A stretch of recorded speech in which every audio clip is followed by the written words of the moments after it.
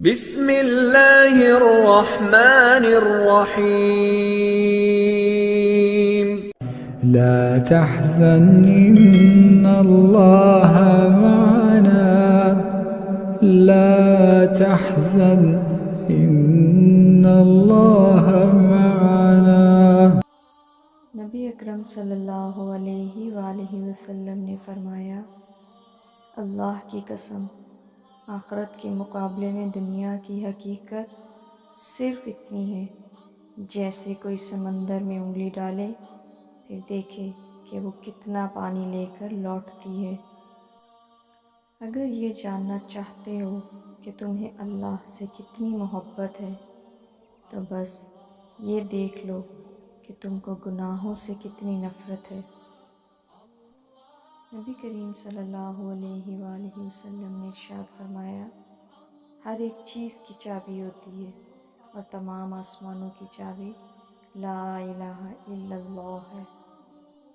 نبی اکرم صلی اللہ علیہ وآلہ وسلم نے فرمایا، مومن کا جی کبھی بھی خیر کی باتیں سننے سے نہیں بھرتا یہاں تک کہ جنت اس کا ٹھکانہ بن جائے۔ رسول اللہ صلی اللہ علیہ وآلہ وسلم نے فرمایا، جب انسان مر جاتا ہے تو 3 اعمال کے علاوہ تمام اعمال منقطع ہو جاتے ہیں۔